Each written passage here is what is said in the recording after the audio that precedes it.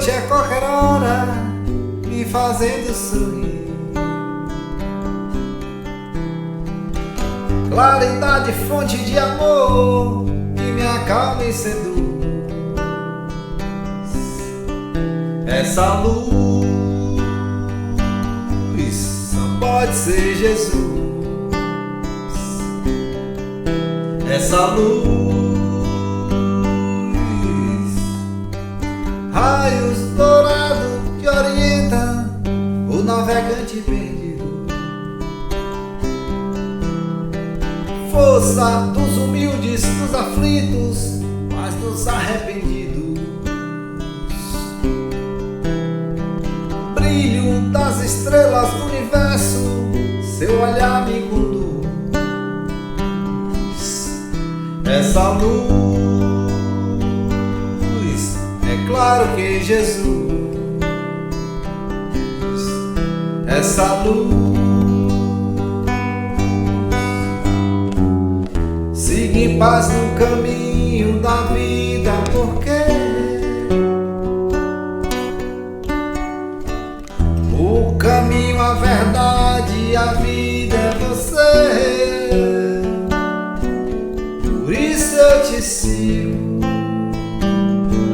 Jesus, meu amigo. Quero caminhar ao seu lado, segurar sua mão que me abençoa, me perdoa e afaga o meu coração. Estrela que nos guia, luz divina, seu amor nos conduz. Essa luz, vocês aí, é claro que é Jesus. Essa luz, siga em paz no caminho da vida, porque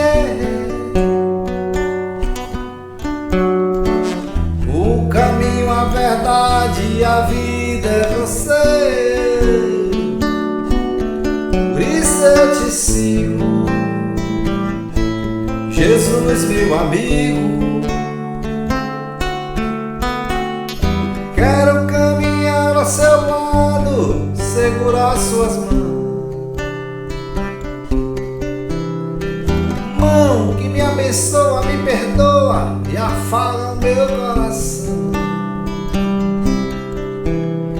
Estrela que nos guia, luz divina, seu amor nos conduz. Vamos assim, bem baixinho. Essa luz, é claro que Jesus.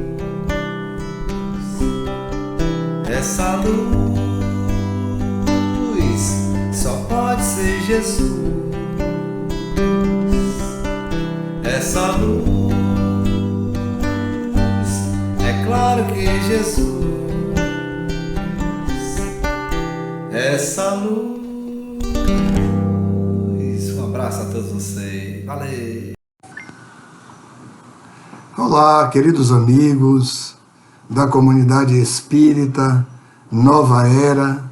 Jesus nos abençoe, nos dê paz. Eu queria agradecer pelo convite para estarmos juntos neste Natal. Agradecer também a nosso querido companheiro Celso Seara, que nos fez o convite para a palestra, e hoje, né, agora 25 de dezembro, é aniversário de nosso querido companheiro Celso. Parabéns, Celso. Jesus te abençoe, meu amigo. Queria saudar também a figura especial de José Alberto, esse companheiro que conduz aí a comunidade, realizando seus trabalhos, desenvolvendo seus projetos, enfim, com todo o grupo, nessa sua proposta de trabalho espiritual. Queria agradecer à Rádio Transvale, que transmite também os programas espíritas e leva as notícias importantes de toda a região. Parabéns pelo trabalho. E, em especial, agradecer pela possibilidade de falar de Jesus. É o Natal de Jesus, o nascimento dele, né? Onde a humanidade comemora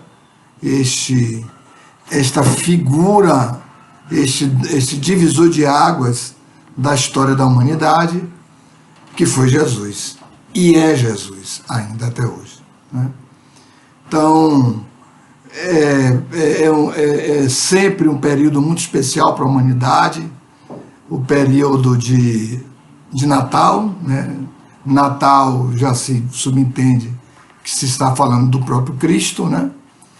Esta alma do universo, este ser, esse espírito que é uno com Deus, né? A gente não tem nem uma noção exata do que significa isso, ser uno com Deus. É muita elevação espiritual, não temos essa percepção, não temos, mas há toda a constatação e toda a vibração dele é uma vibração que representa o próprio universo, né? Então é disso aí. Eu queria agradecer pelo tema, né? E falar o tema o Cristo e os cristãos, né? Esse vai ser o nosso tema de hoje. Faremos uma breve abordagem, né, sobre o Cristo e os cristãos. Quem são os cristãos, né? Quem devem ser os cristãos? Não é quem devem ser os cristãos? Aqueles que aprendem com Cristo. Aqueles que aprendem com Cristo. Esses são os cristãos. Nesse primeiro momento, aqueles que aprenderam e aprendem com Cristo. Não que aprendem com religiões. As religiões deveriam trazer a proposta do Cristo. Deveriam trazer o delineamento iluminativo apresentado por Jesus. Cada sacerdote de cada religião cristã, naturalmente, deveria se esforçar, se esmerar para seguir o Cristo, agir como Cristo. Claro que isso é uma coisa que depende da nossa evolução, do nosso crescimento, né? Mas esse deveria ser o esforço, esse deveria ser o objetivo de todos os cristãos, em especial dos sacerdotes, que são aqueles que dirigem os trabalhos, que guiam, orientam os trabalhos, são guias, modelos, exemplos para muitos fiéis de sua crença, de cada crença cristã. Então, os cristãos deveriam aprender com Cristo, né? De tal modo que nós deveríamos considerar legítimos todo cristão em que na sua ação, na sua vivência, na sua conduta, ali nós pudéssemos ver o Cristo. Mais do que palavras, mais do que decorar os versículos, os capítulos do Evangelho, né? Muito mais do que isso. Ou das cartas de Paulo, mais do que isso.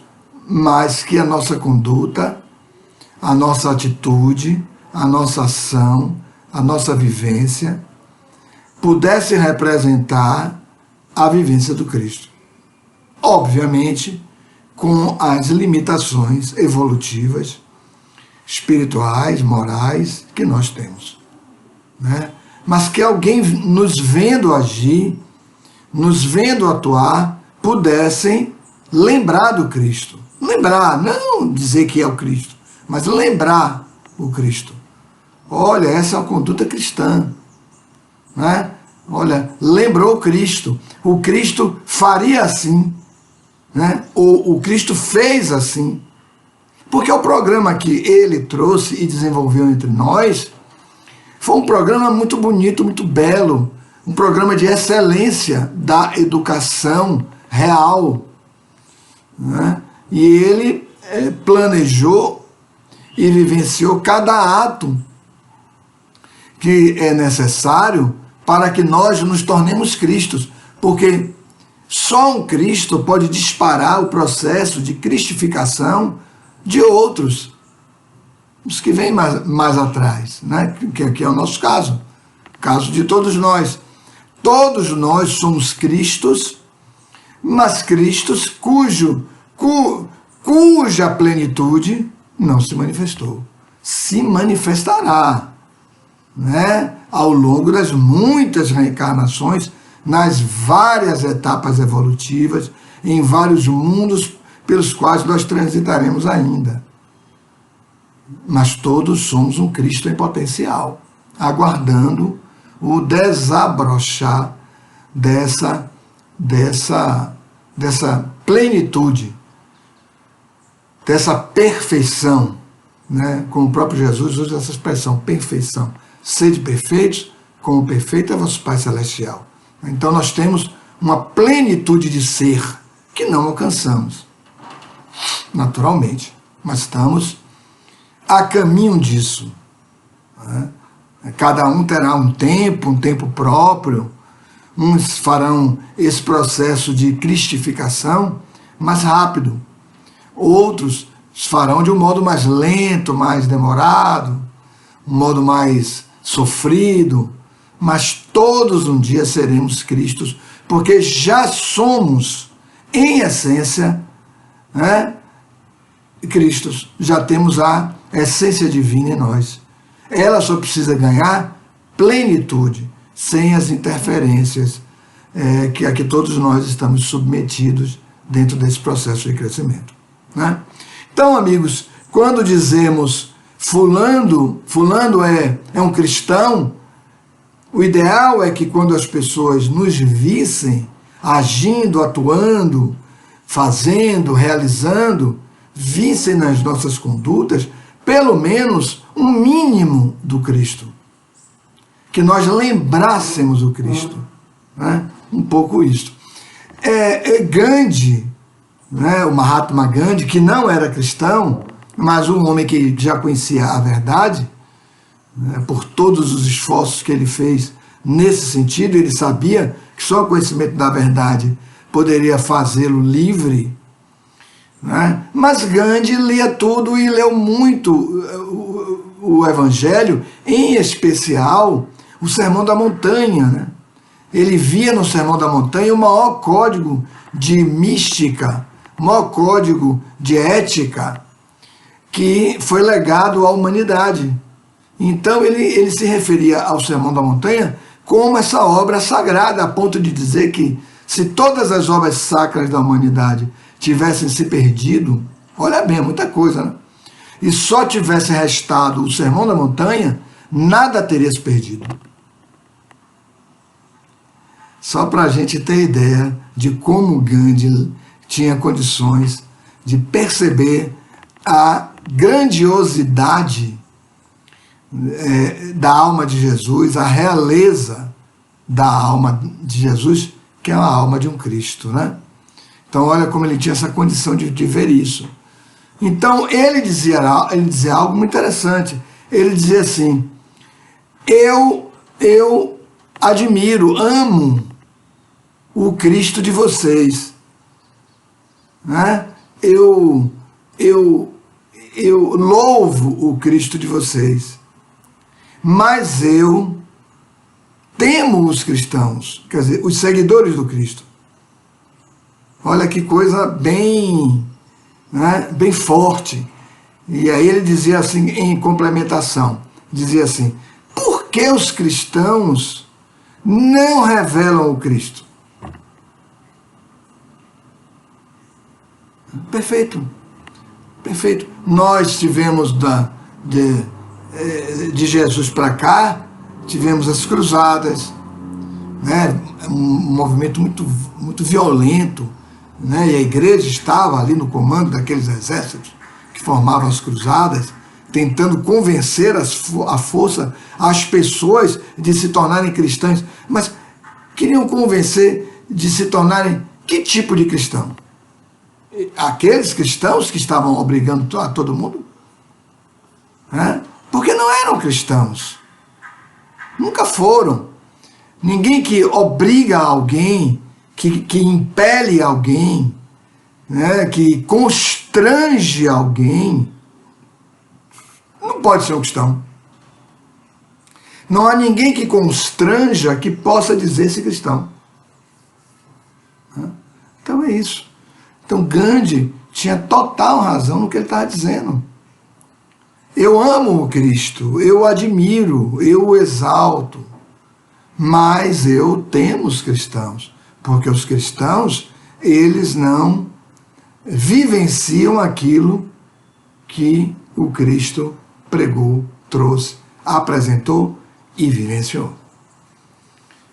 Então, nesse tema, o Cristo e os cristãos, que é essa breve abordagem que estamos fazendo hoje, precisamos ter em mente isso.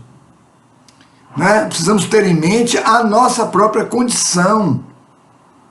Nós efetivamente nos esforçamos para pelo menos entender qual é a mensagem do Cristo. Nós nos esforçamos para isso. Nós estamos fazendo investimentos reais, mas investimentos reais. O Espiritismo, ele vem ajudar nessa compreensão.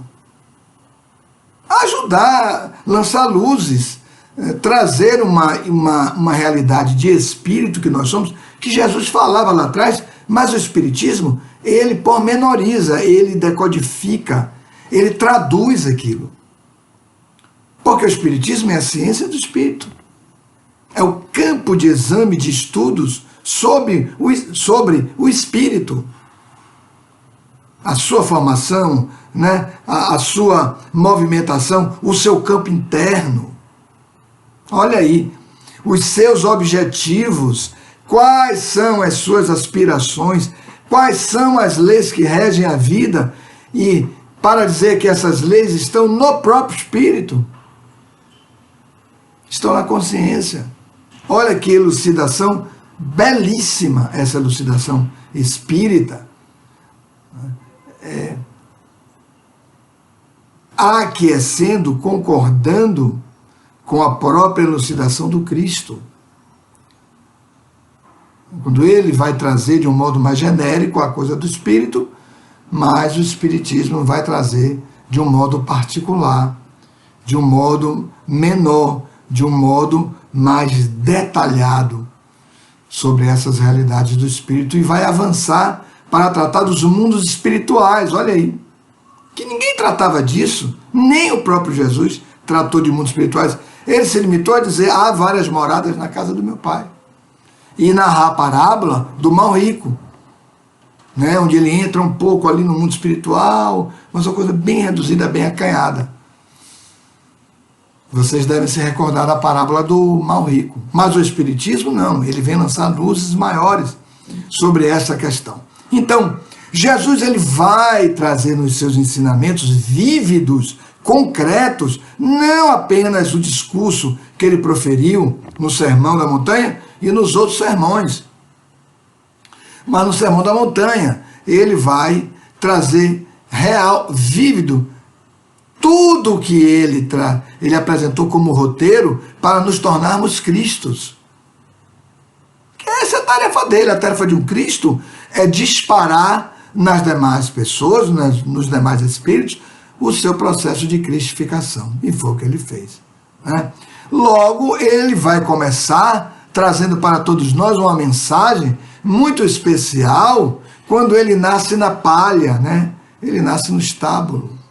Olha aí, que mensagem belíssima, o Rei Solar nascendo na palha, com todo o processo de simplicidade.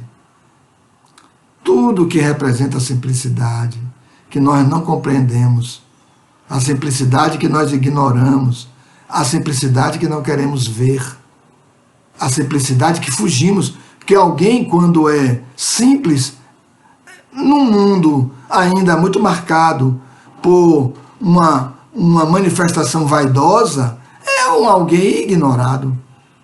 Quem ama o simples? Me expliquem aí, amigos. Quem é que observa um simples? Alguém simples? Quem observa? Ninguém. Né? As pessoas simples são praticamente ignoradas.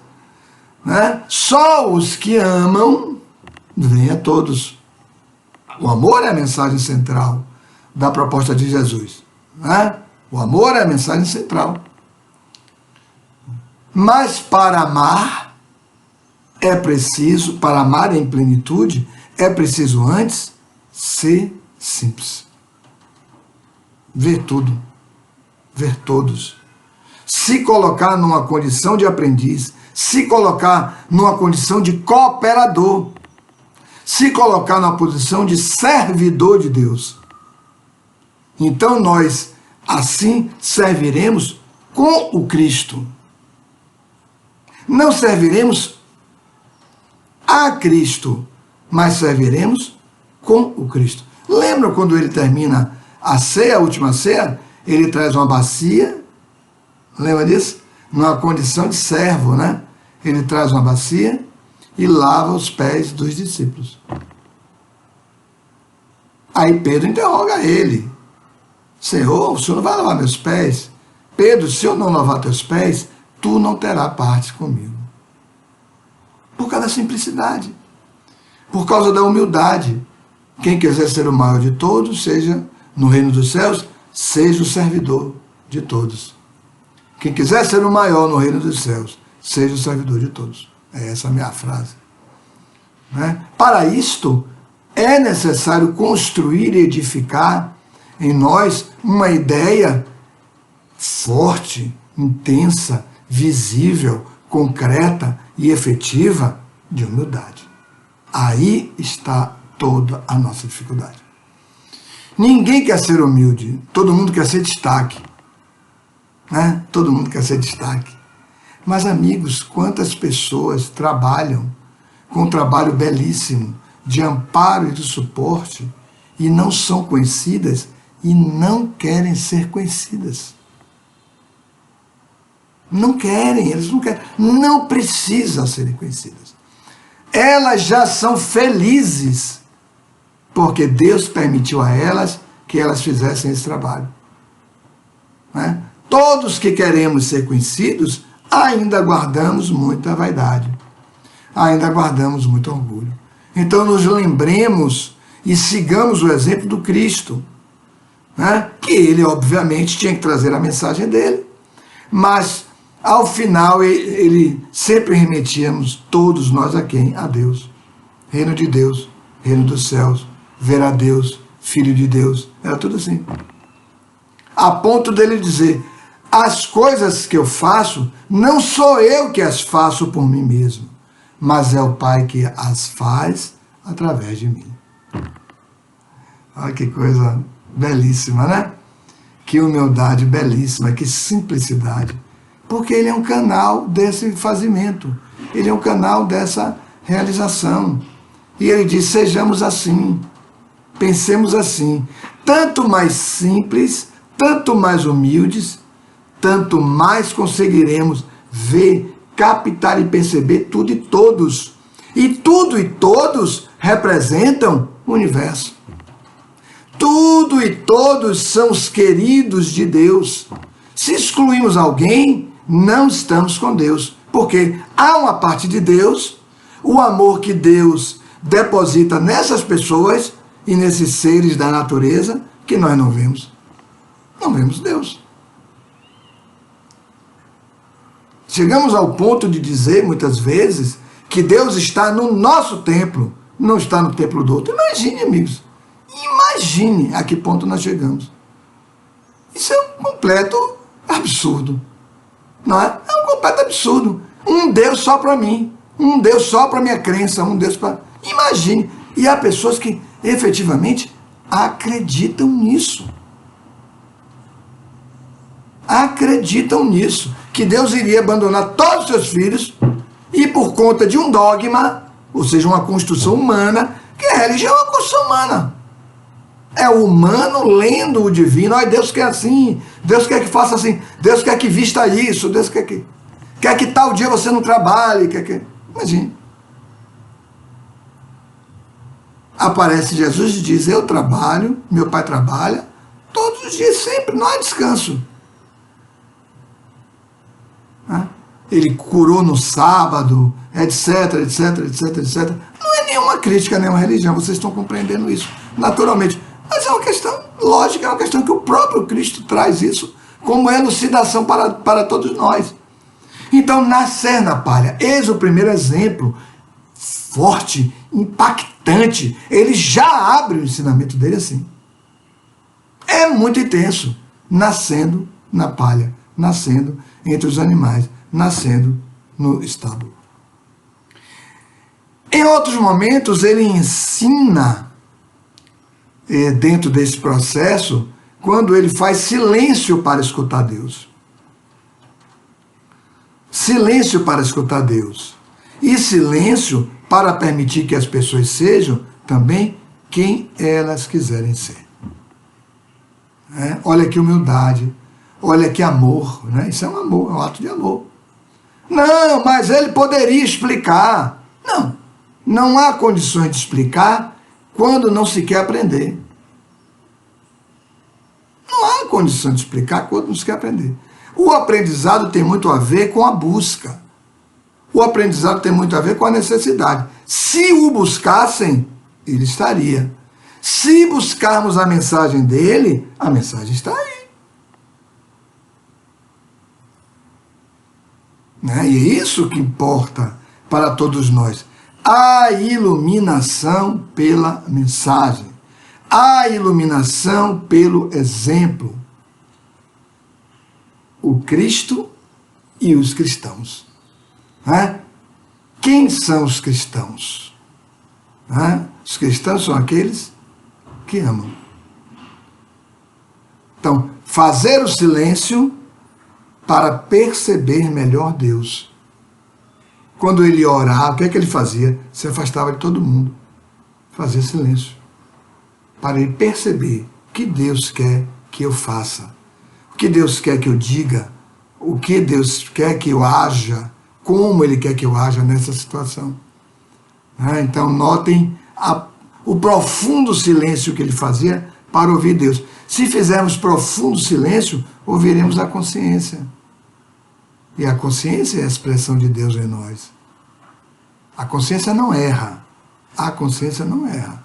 Nós é que obnubilamos a consciência, ou seja, nós é que seccionamos a consciência, encobrimos a consciência. Aí agredimos, ofendemos, diminuímos e aí lançamos culpa para outra pessoa. Mas a consciência diz, meu amigo, não era necessário fazer isso. Não precisa fazer isso. Você não precisa ofender uma pessoa, diminuir uma pessoa, culpar uma pessoa. Não é necessário. Porque Deus vê tudo, vê a todos, sabe de tudo, porque Ele está em nós. Então, fazer o silêncio era para escutar Deus, representa para todos nós, seguindo o Cristo, portanto cristãos, e copiando o Cristo nisso, representa para todos nós o quê? Uma ampliação da fé. Uma ampliação da fé. A fé, na sua expressão de fides, que significa fidelidade. Quem tem fé reproduz a vontade de Deus com fidelidade. Deus, eu sinto, Deus quer assim. Agora, não é só eu sinto da minha cabeça, né? Mas é dessa conexão com Deus.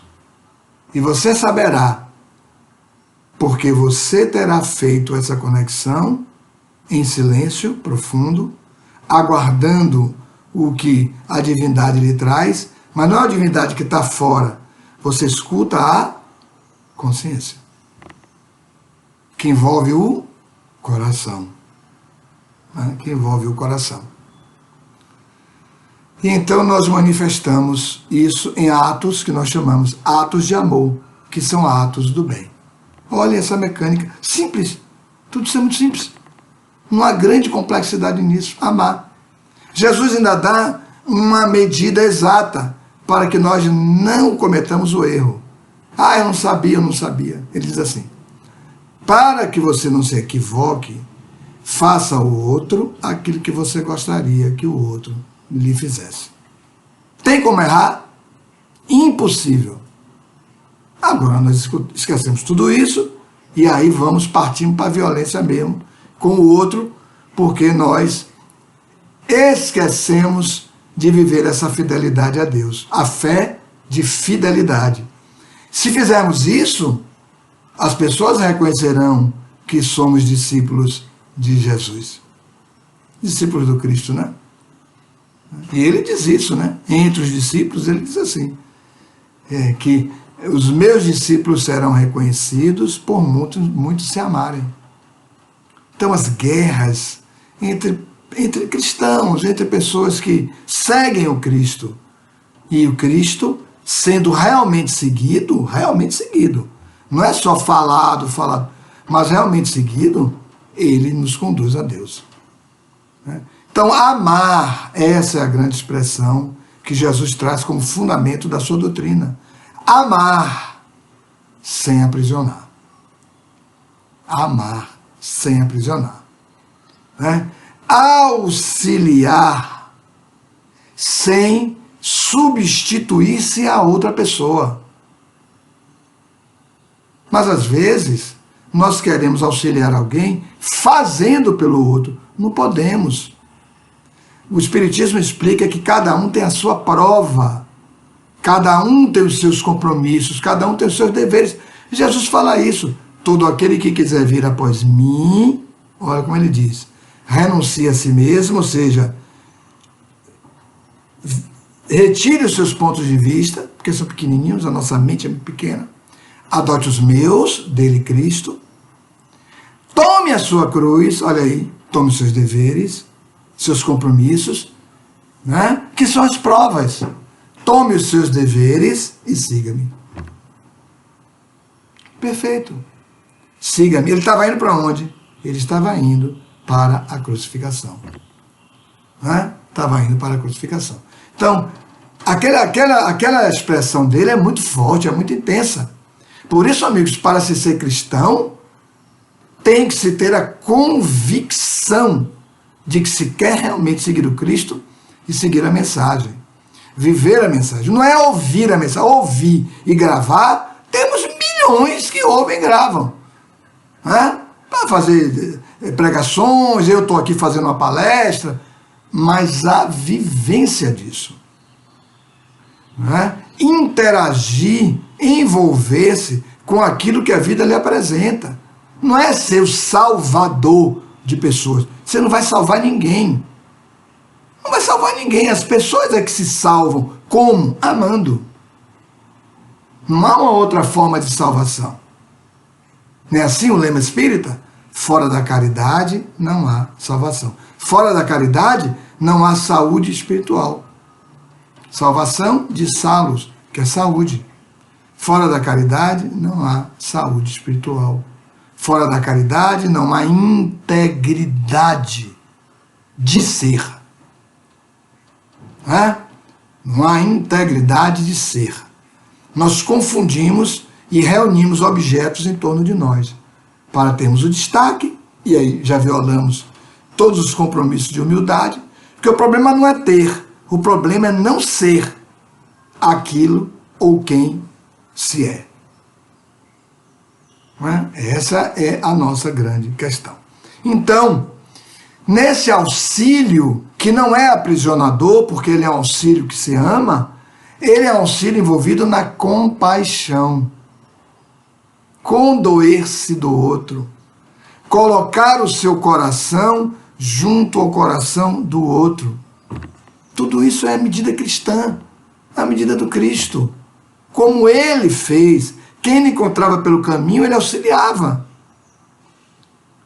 Quem não queria o auxílio, Ele fazia o que era possível. Lembram da passagem onde ele foi para Gerasa?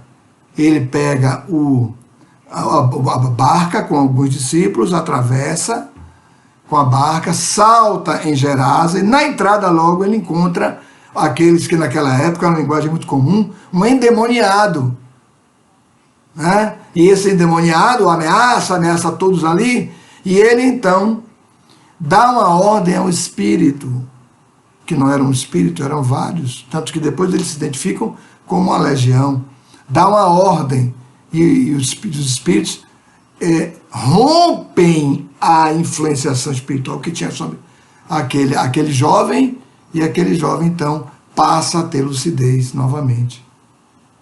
Lembram disso? Mas os habitantes de Gerasa, quando perceberam a presença dele, vieram até ele ali às portas de Gerasa e não permitiram que ele entrasse. Nós não queremos você aqui. Eles tinham a própria cultura, o próprio entendimento, e Jesus era uma ameaça a tudo isso. Jesus foi crucificado, né? Foi crucificado porque ele representava uma ameaça. Ele trazia o novo, e o novo que ele trazia, e o novo real em tudo, amigos, é amar. Não há novo em outra coisa. Não há novo no campo dos objetos, das coisas. O novo é amar. É se tornar alguém melhor porque se ama. Isso é o novo. Ele traz o novo, que ninguém queria e que muitos de nós não queremos. Mesmo assim nos dizemos cristãos. Olha que coisa. Então há compaixão, condoer-se da dor do outro. Ele foi embora de Gerasa. Claro, não era bem recebido, mas o jovem queria seguir com ele. Ele disse, não, você fica. Por que ele fez isso? Porque ele plantou uma semente em Gerasa. O indivíduo era cidadão de lá, ficou, e lá naturalmente divulgou a mensagem do Cristo.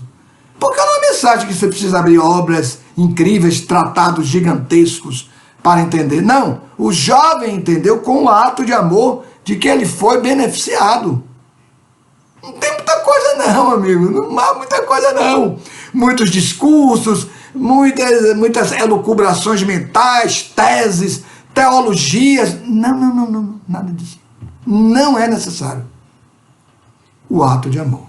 Acolher, amparar, assistir alguém, envolver alguém sem aprisionar, ter a compaixão, ter a indulgência, olha aí, né? Compreender as imperfeições dos outros naquilo que as pessoas são.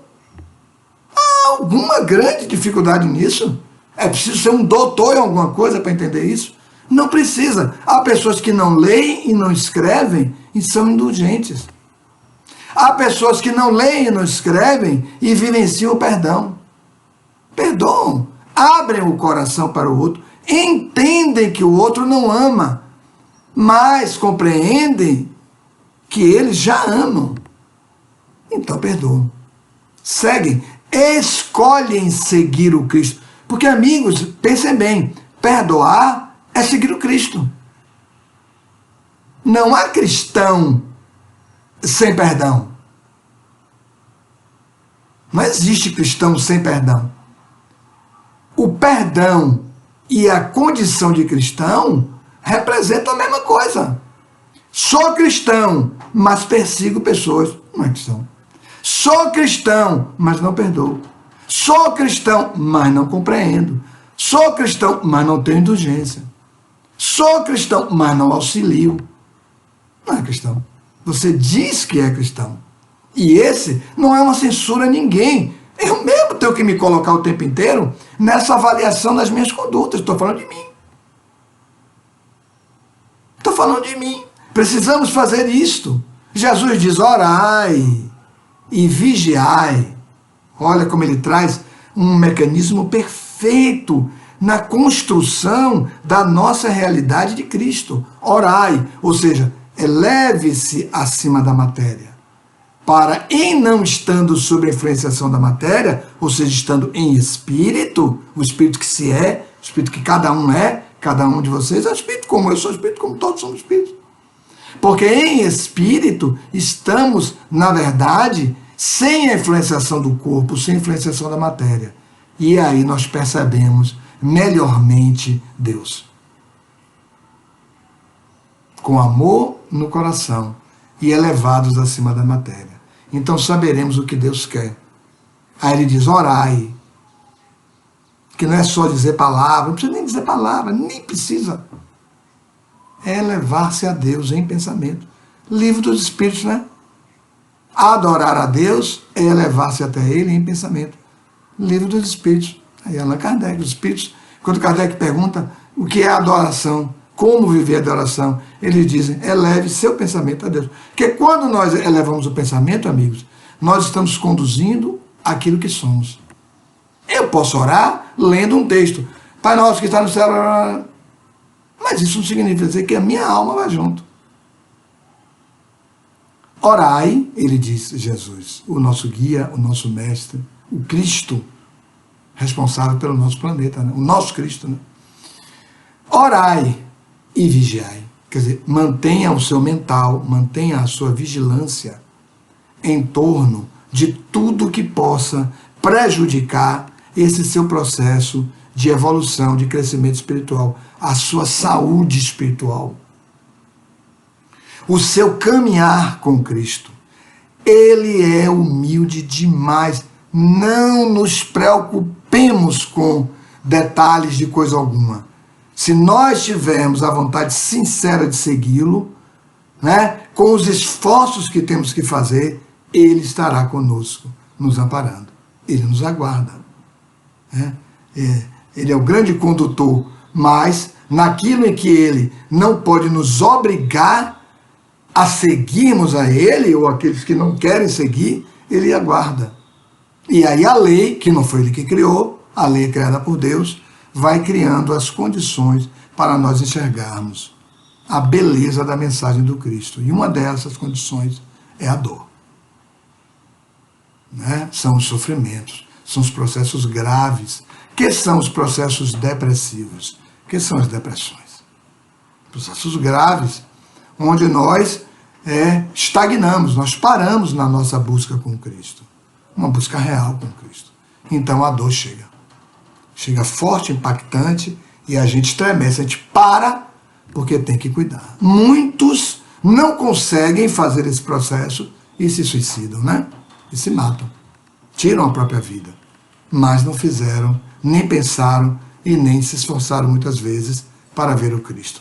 Um Cristo, às vezes, até deturpado pelas religiões. Isso também é um fator muito significativo, né? Muito significativo, né? Muito Jesus, Jesus, o Cristo, mas não vivenciam esses processos. Daí a necessidade de estarmos inteiros nessa busca, porque poderemos ser aquele que vai trazer uma palavra amiga, uma palavra de esperança, uma palavra de consolação, uma palavra de coragem para aquele que é um desistente da vida, porque não encontra caminhos.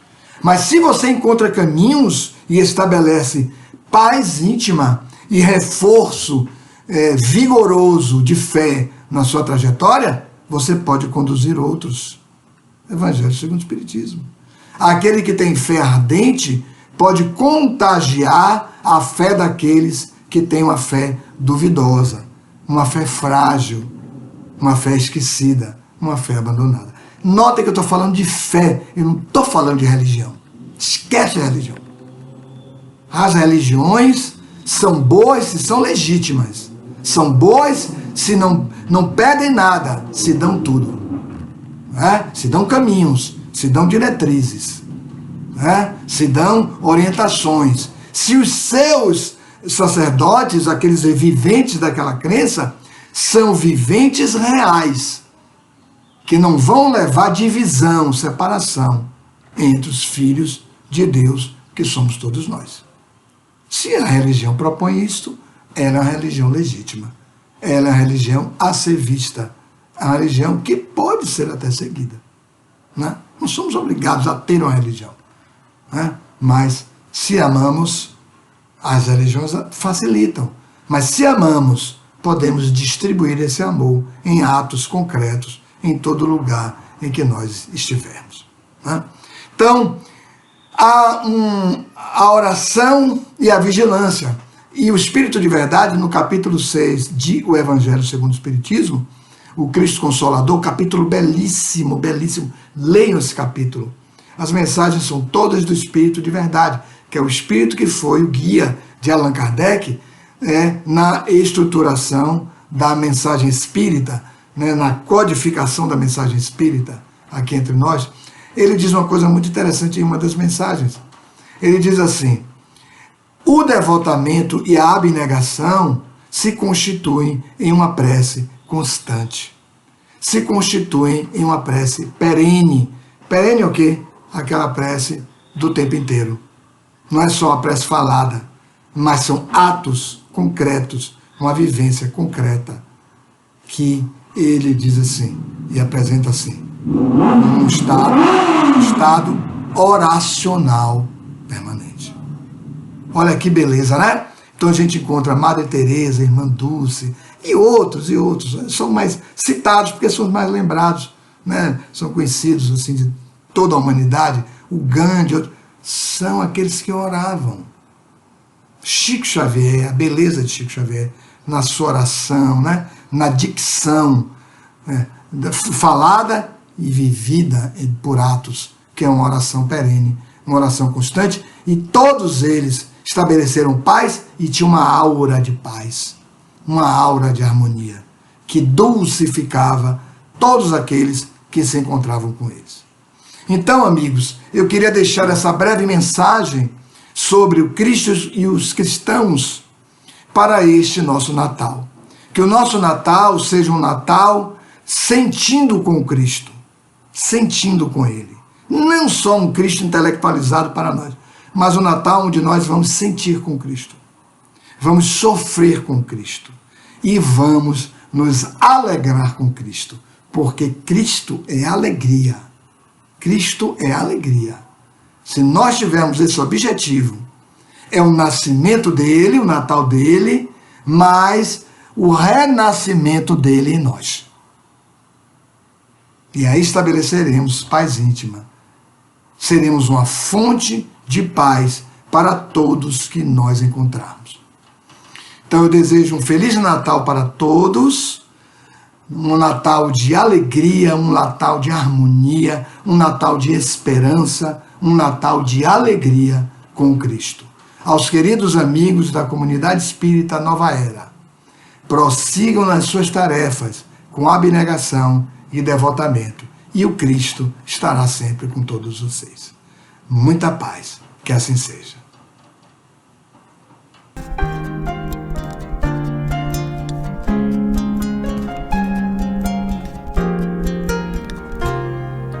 Desde que o vi, me sinto arder em chamas, me chamas, sou teu pescador.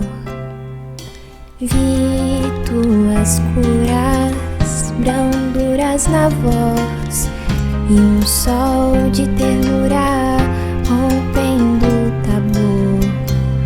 Deixei meu Pai, meu mar, meu cais, e busquei meu lugar junto a ti. O amor demais me fez capaz de curar em teu nome, Rabi.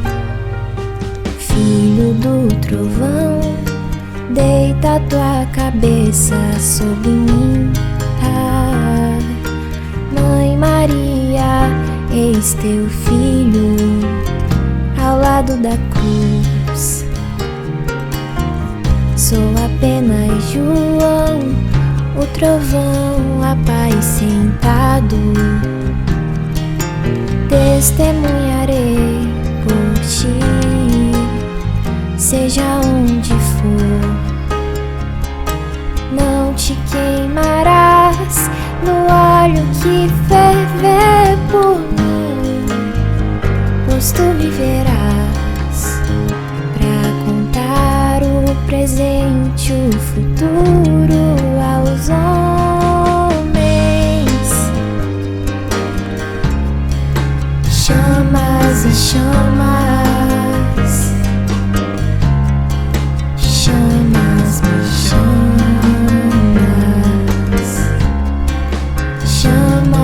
chamas,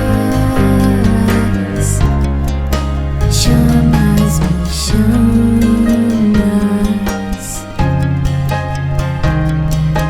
mas nem toda a terra poderá conter todos os livros que se puder escrever das coisas que ele fez. Chamas e chamas.